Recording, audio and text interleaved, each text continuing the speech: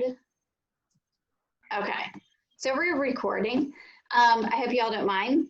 And so we have new state standards, whether they are the ESSA standards and also the standards that Kerwin Commission set out for all students to be able to be globally competitive. And then finally, we also know that the percent of students who are living in poverty in our state has increased by double since our last funding formula was passed in 2002. And so for all these reasons and more, we do need a new funding formula. Next slide. Thank you, Beth, my partner.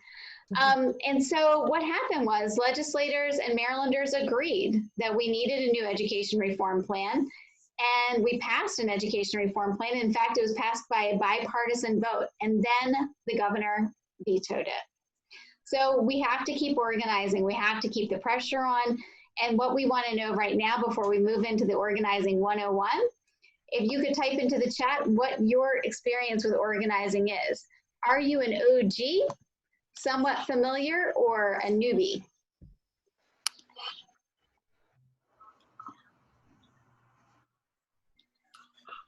I will just say OG. Having organized between OG and familiar, nice. Familiar, newbie, welcome. Welcome to the OG party. Some folks have been with Strong Schools Maryland since the beginning. A lot of folks are familiar. We've got a couple of folks that have been doing this for a while. A lot of people very familiar, and a couple of folks new to organizing. Well, I think this is for everybody, but it's helpful just to know where you are in the continuum from OG to new. So how and why do we build power? So first of all, we have to keep in mind, like, who is it that we're trying to influence? So our goal is to influence the legislature, and specifically our senators and our elected delegates to the state legislature. We're also trying to influence the governor. And we're also trying to influence the people around us to join us in this battle for a high quality, adequate education that ensures that all of Maryland public school students are ready for a 21st century career. So the way you influence legislators are, there's really a few pathways, right? So organize money. People need money to run elections, to get elected, and we know that. And some of us, when we can, we donate. The other thing they need is our actual votes. And so organized people, demonstrating that we have people power on our side who agree with us on the issues that we care about, prove to the legislators that when they take these hard votes, and it's going to be a hard vote, there's no question about it, we're overriding a veto of a governor at a time where our state is experiencing unprecedented economic challenges.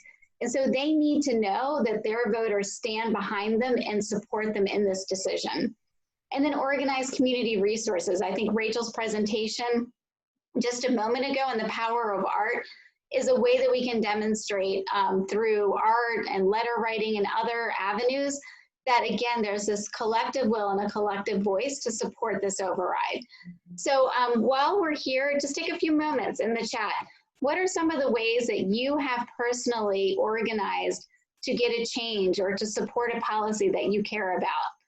Did you host a virtual meet and greet? Did you organize money for a legislator? Have you helped to get talking to legislators with Annapolis? You've written letters. So there's familiarity with the kinds of strategies that we're asking you to think about in this moment as we work toward overriding the veto. Next slide. Raise campaign money, awesome. I'm seeing a lot of great stuff pop up here.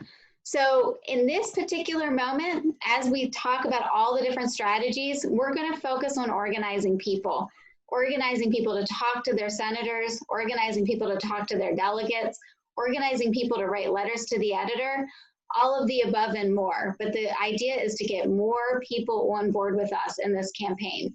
So our goal, each one of us here today, is to leave this meeting and go recruit at least 6 other people to join us in contacting their legislators. Our action is to identify people through our networks to get them on board with helping us to reach out to the legislators. And then, is there anything you would add in regard to our goals or our action, other things that you would like to see the Blueprint Coalition focus on that we can take, Beth and I can take back to the team?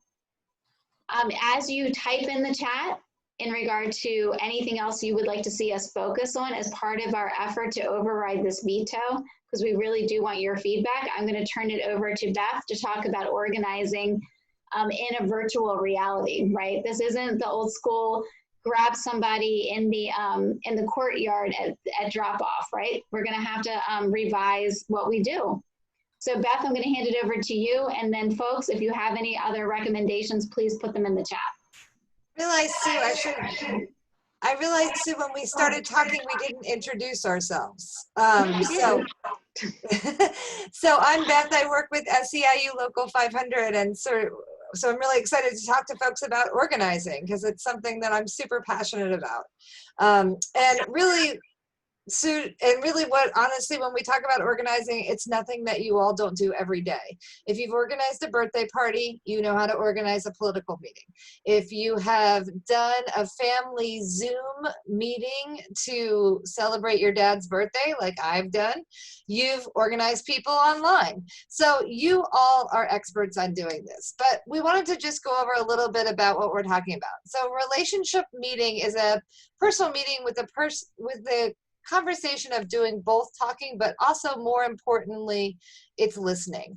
And they are really the building blocks that help you identify people who are interested in working with you on these issues. And particularly, we're talking about funding for schools. Also identify why they're interested and what their interests are, and then identify what would motivate them for action. So really, it's finding a great time to sit down, talk to someone. Why do you care about this issue? Why do they care about this issue? So there are some fundamental basics about this. Most of this stuff is pretty intuitive. You do this every single day and every time that you have conversations with people. So some of the things, obviously you want to get to know this person. Who are they? Why do they care? But the other thing is also, how do you create a connection, especially during the pandemic? We're socially distancing. We are not going to be in the same room together. That doesn't mean we can't be on the same page. So it's a kind of cutesy way of saying that it's a little bit harder now, but it is a time when we all need connections more than ever. So as you're talking to people and as you invite someone to do a 5-minute conversation, and trust me, it doesn't have to be a Zoom, it can be a phone call. I know a lot of us have Zoom fatigue. I know a lot of us get to the end of our day and are so tired of looking at a screen. You can pick up your phone and have a phone call and just say, hey, I want to talk to you a little bit. Tell me, why do you care? What is your motivation? What do they say to you? And when you hear their motivation, think about, wow, you seem really committed because you had a great education, because your mom's a teacher, because your child is struggling in school, because you believe that someday you're going to get older and want a doctor that's educated to take care of you. All of these things are reasons why you could potentially care about school funding. So we want to find out what motivates them, and then we want to get a commitment.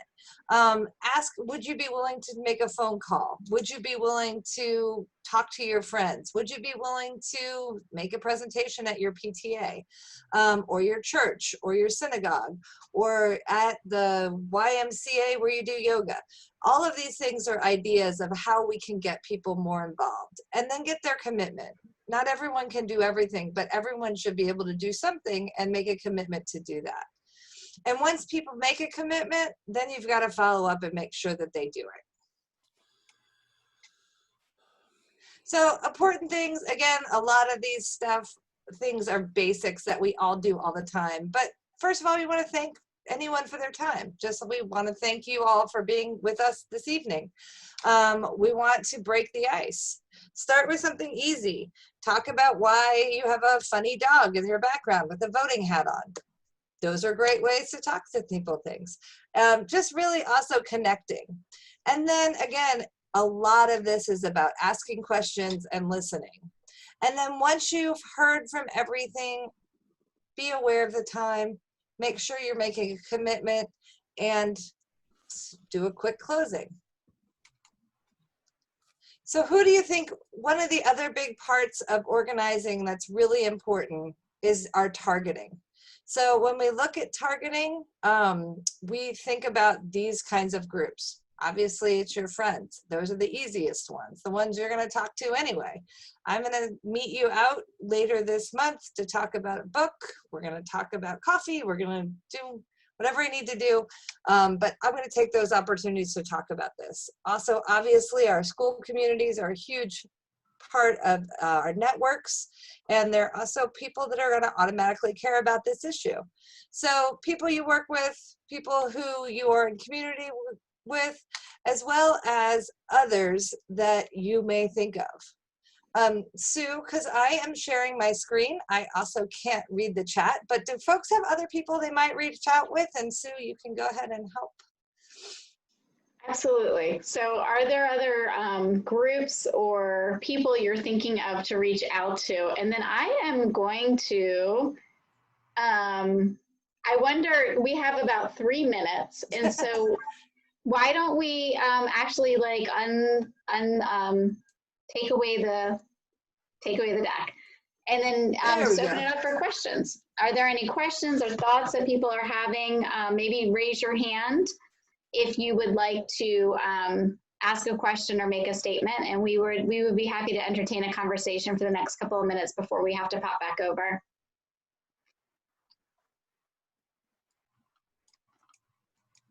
As people are considering whether they have a question, I will share with you that there is a set of material that will come out after this event that will include a one-pager for our organizing session, but will also include resources and materials around contacting legislators, one-pagers you can use when you're recruiting other people to take action, materials for supporting writing letters to the editor. So there's going to be a whole handbook, for lack of a better word, that will be made available after this event that you can utilize in your organizing efforts.